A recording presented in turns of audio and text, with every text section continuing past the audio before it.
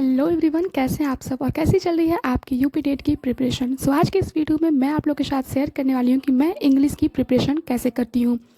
ऐसा नहीं है कि मैं आप लोग से ये कह रही हूं कि आप लोग भी ऐसा ही प्रिपरेशन कीजिए, बट मुझे कमेंट में पूछा गया था कि मैं हिंदी और इंग्लिश की प्रिपरेशन कैसे करती हूँ। आज मैं आप लोग के साथ शेयर करूँगी कि मैं इंग्लिश की प्रिपरेशन कैसे करती हूँ, और अगर कोई बेस्ट वे हो सकता है इससे भी अच्छा कि इंग्लिश का हम अच्छे से तैयारी कर सकते हैं, तो आप लोग मुझे कमेंट में शेयर ज़रूर कीजिएगा। और कैसी चल रही है आप लोग की प्रिपरेशन, मुझे कमेंट में ज़रूर बताइएगा। बात करते हैं इंग्लिश प्रिपरेशन की। इसमें दो टाइप के लोग आते हैं। फर्स्ट कि जिनके 4 सब्जेक्ट ऑलरेडी स्ट्रांग हैं, बस उनका इंग्लिश थोड़ा सा वीक है।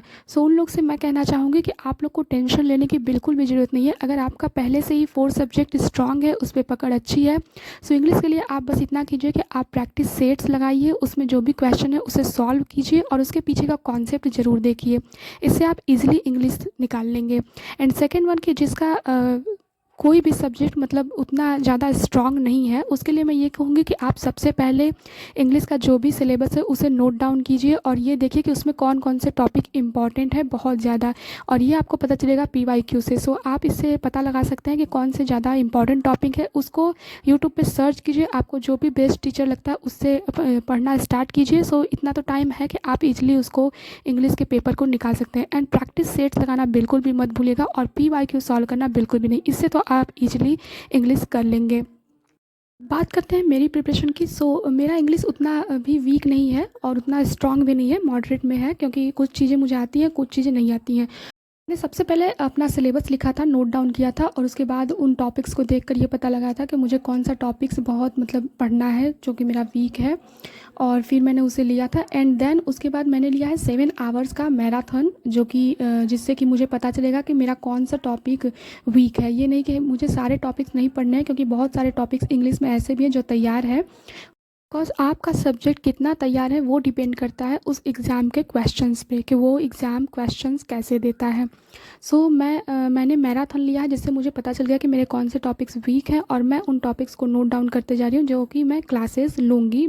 And the most important thing is कि आप नोट्स ज़रूर बनाइए, बिकॉज बिना नोट्स के कितने भी हम चाहे 1000-2000 क्वेश्चन प्रैक्टिस क्यों ना कर ले, हमें सिर्फ क्वेश्चन ही याद रहता है, उसके पीछे का कॉन्सेप्ट नहीं। उसके पीछे का कॉन्सेप्ट इम्पॉर्टेंट है कि आप लिखें और हमेशा उसे रिवाइज करें, तब जाके हमारा जो भी सब्जेक्ट है, इम्पॉर्टेंट नहीं है कि इंग्लिश है, हिंदी है, क्या है, कि कोई भी सब्जेक्ट हो आपका, उसके लिए इम्पॉर्टेंट है कि आप उसके पीछे का कॉन्सेप्ट लिखें और इसे रिवाइज करते जाएं। बिकॉज एक चीज़, आप क्वेश्चन के पीछे का कॉन्सेप्ट देख लेंगे बट उसे रिवाइज नहीं करेंगे तो आप उसे भूल जाएंगे। उसके लिए इम्पॉर्टेंट है कि आप उसको अपने नोट्स में ऐड करें। मैं सारी चीज़ों का नोट्स ज़रूर बनाती हूँ, उसके मैं प्रॉपर नोट्स तैयार करती हूँ। मैं इंग्लिश का भी स्टडी ऐसे ही करती हूँ। एंड किसी ने मुझसे पूछा था कि जो इंग्लिश में जो भी टॉपिक्स होते हैं उन्हें लर्न कैसे करें।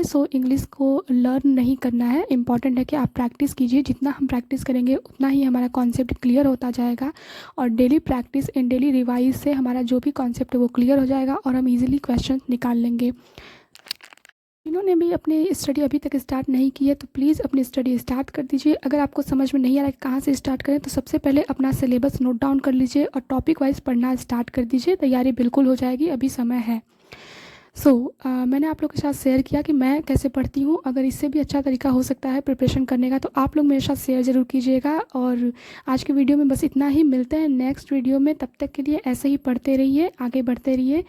Tata, bye bye, take care.